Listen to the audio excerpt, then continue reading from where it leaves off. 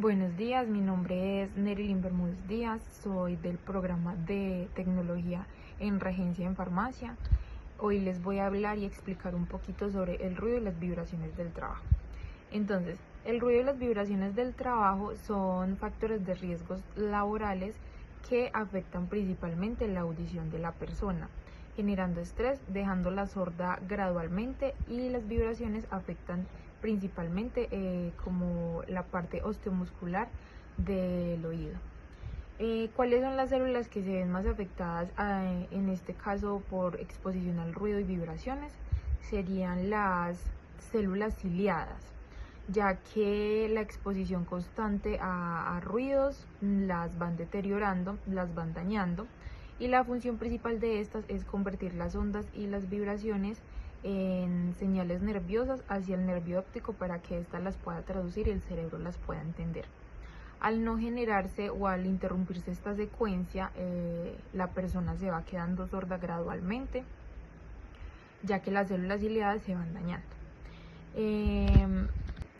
¿Qué procesos biológicos se alteran cuando hay exposiciones prolongadas al ruido? Dentro de los procesos biológicos tenemos procesos sensoriales, auditivos, cardiovasculares y metabólicos. Entonces tenemos la alteración metabólica del oído, que gracias a la exposición constante a ruidos y vibraciones, el oído va generando estrés oxidativo, y esto también va colaborando a la fatiga de estas células y a que estas también se vayan deteriorando.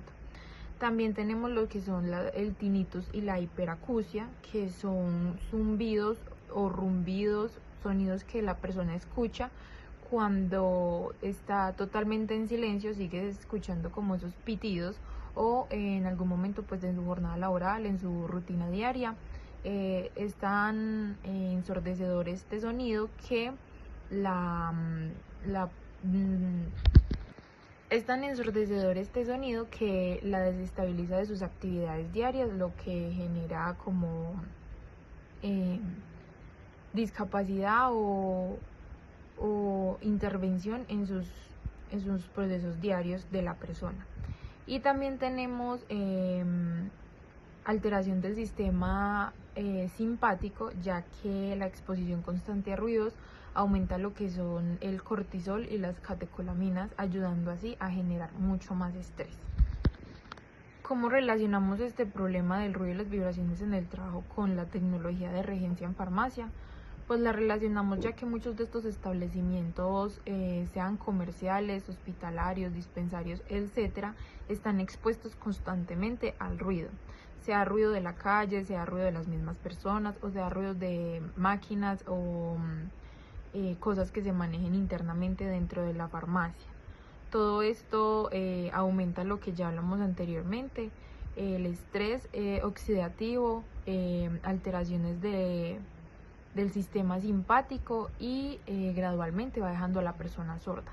Por eso la importancia desde el área de seguridad y salud en el trabajo en que generen estrategias, ideas y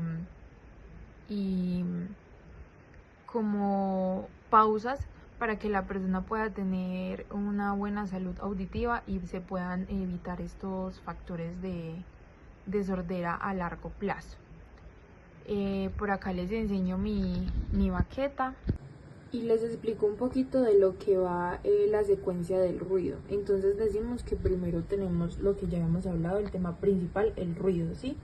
Ya sea de motos, carros, bocinas, ambulancias, etc. El ruido entra directamente al oído.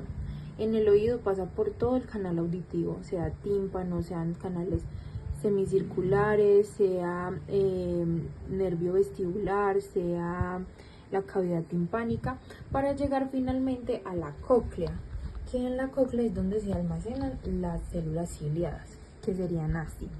Las células ciliadas están compuestas por cilios, por el cuerpo de la célula y por el nervio auditivo, que estas son las que traducen el sonido en transmisiones nerviosas para que el cerebro las pueda traducir y entender.